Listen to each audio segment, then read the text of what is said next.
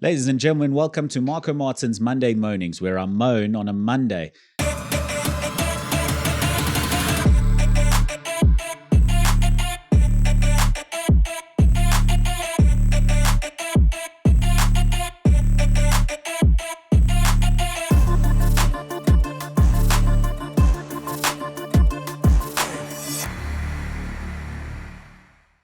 Ironically, I don't feel like moaning today. I went for my morning coffee at my local Vida e Cafe.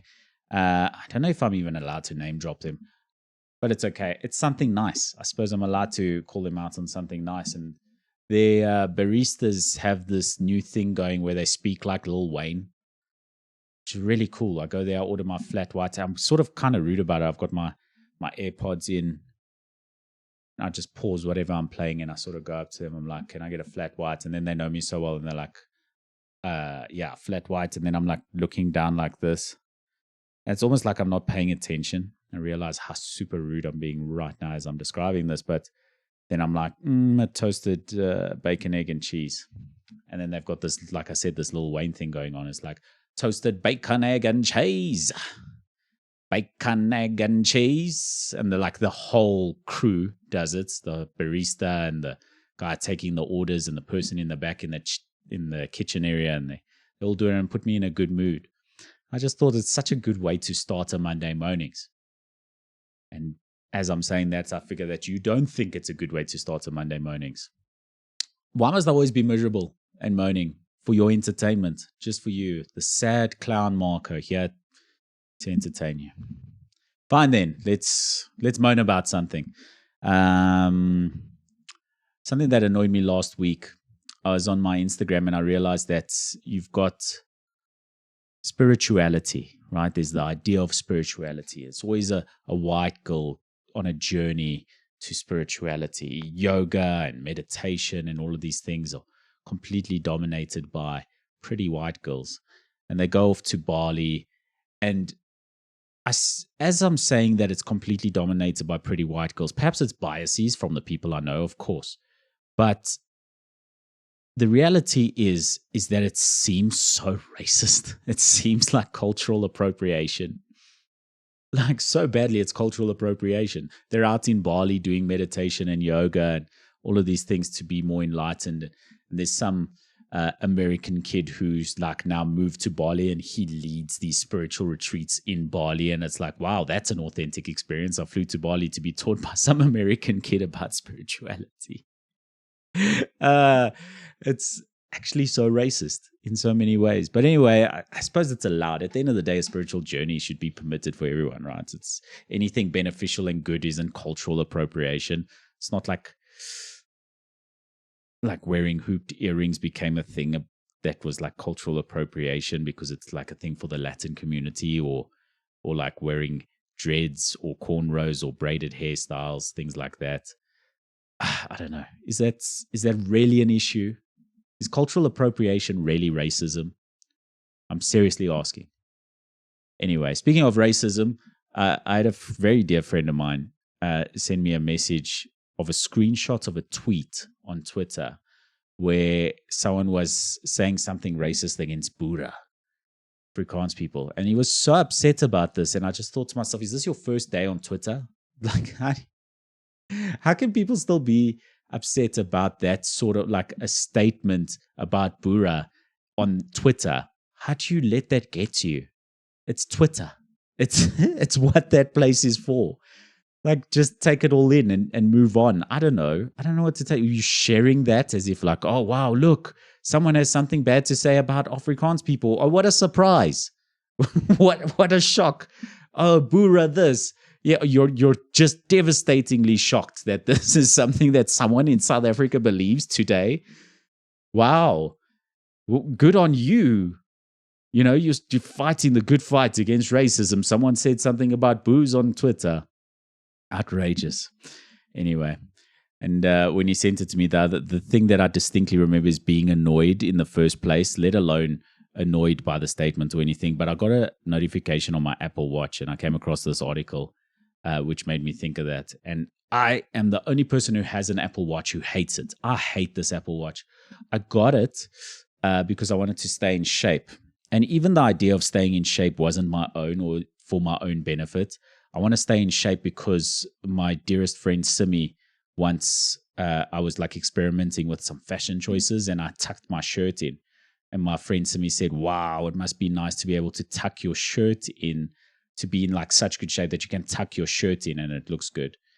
And I literally, to this day, whenever I see him, I tuck my shirt in, even if it doesn't work for the outfit, just to be petty because of his jealousy of me being able to tuck in my shirt. And that's why I'm trying to stay in shape. So I went and bought an Apple Watch and AirPods and whatever to like go work out and track it and be able to track all that data, etc. And I work out just out of being petty. So I'm literally staying in shape just to be able to tuck my shirt in to rub it in Simi's face.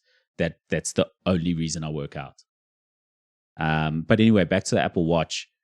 I hate this thing. I already get annoyed receiving messages while I'm busy working where like my phone vibrates in my pocket.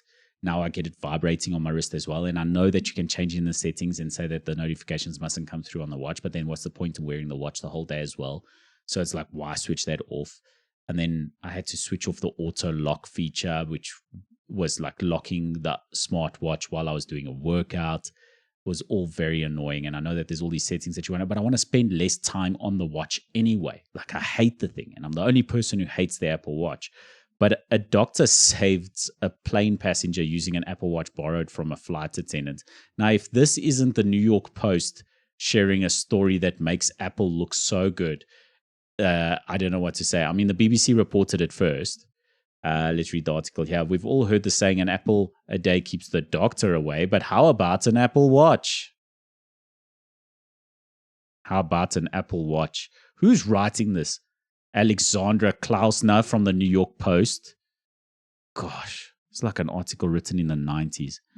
Richard Riaz, a 43-year-old British doctor employed by Hereford County Hospital in England, helped save a sick plane passenger's life by using a flight attendant's Apple Watch, the BBC reported. The event happened on the Ryanair flight from Birmingham, England to Verona, Italy on January 9th, when a woman in her 70s became short of breath. I like how it's on a Ryanair. I think we're all short of breath. If you know what Ryanair is, you're going to be short of breath on that flight. That's no surprise. Anyway, Riaz stepped up to help a woman after a crew member asked if there was a doctor on board. The woman, who is not being publicly identified, didn't initially respond to Riaz's questions, but after learning she had a history of heart issues, the doctor asked the flight attendant for her Apple Watch to gauge her blood oxygen levels. How cool is that? The Apple Watch helped me find out the patient had low oxygen saturation. Riaz used the watch's blood oxygen app, which is meant for general fitness and wellness purposes. The site said the app is not intended for medical use, of course, you know, because you're just going to get sued in America because it's not intended for medical use. Well, this doctor used it for that. I used a lot of my own learning during the flight on how to use the gadget, said Riaz. It's a lesson on how we can improve in-flight journeys.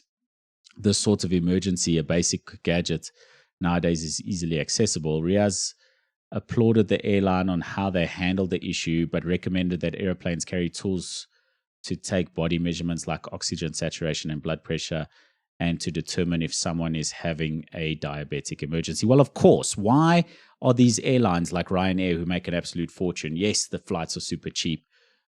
Surely they can have certain equipment on board that you're not asking a flight attendant for an Apple Watch to check someone's blood oxygen levels.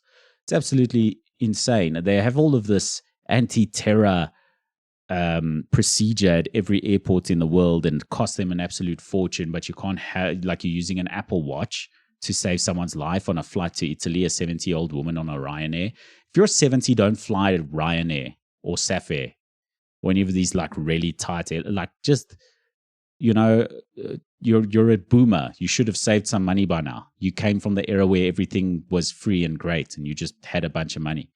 If you're a boomer and you're flying cheap flights, come on. You should have done better in the 70s, right?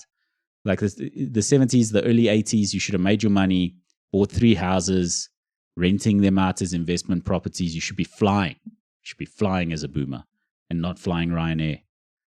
Anyway, speaking of terrorism, obviously there's a lot of talk of terrorism right now with the issues in Gaza between Israel and Palestine. And, you know, one side of the fence is like, yeah, but Hamas are terrorists, which I think largely the world will agree on that statement individually. And then, pro-Palestine movement people are saying Netanyahu is a terrorist, which I'm inclined to agree with. I'm not the biggest fan of Netanyahu individually, let alone my views on Israel, put all of that aside. But Netanyahu individually is someone I dislike hugely. But the biggest terrorists in the world today are teenagers from first world countries. A teenager from a first world country has so little purpose and meaning in their life. They're just completely dead and empty behind their eyes. And they've got nothing to do. They live in absolute meaningless bliss. Just everything's been handed to them their entire life. They live in a middle class, average society with participation trophies and sports kids who don't keep score. And they've lived this their whole lives, and they just live a deep, purposeless, meaningless existence. And you just look at a first world country teenager in the eyes and you're like, is there anything? You sort of like knock on it, you expect it to be glass, like it's empty behind there. I wonder if that's where all of the this is going to be difficult to say.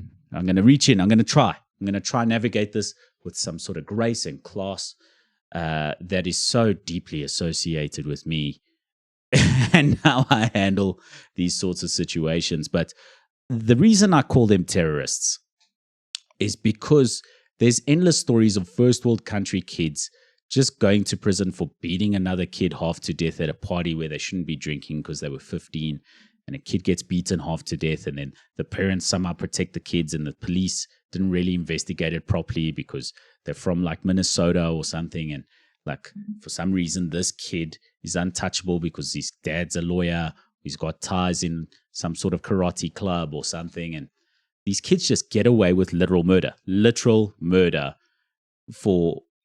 And it's like, you wonder to yourself, why? Why are they committing murder? It's because they're bored. They're just bored with life. They've had everything always forever. Nothing's ever challenged them. They've never had to challenge themselves to achieve anything.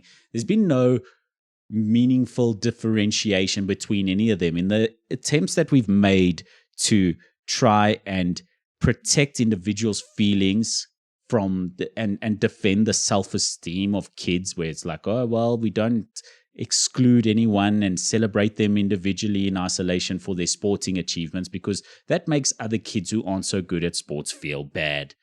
And now we've destroyed the self-esteem of an entire generation of children, and they've got a meaningless existence. And that's why they go around killing people just to feel something.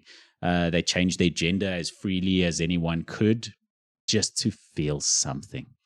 I'm not saying everyone is changing their gender just to feel so. Of course, there are real trans people in the world, and they've suffered meaningful, belligerent, awful hatred across many generations of our history. And now they're living a little bit of freedom. But there's a great disservice being done to them today by just empty children looking for meaning because they couldn't achieve something in sport, because there was no trophy. There was no achievement in their sport because everyone just got the same trophy. So there was no effort or attempts to achieve anything. They never felt bad after a sports game because they never lost the sports game, and it never built the self-esteem there that everyone's so desperate to try and protect in the first place. So that's my definition of a terrorist in 2024, is a teenager from a first world country. They're awful, and they will be the end of our world. Speaking of the end, this has been Marco Martins Monday Moanings, where I moan on a Monday, an all ears podcast. See you again next week where we complain some more.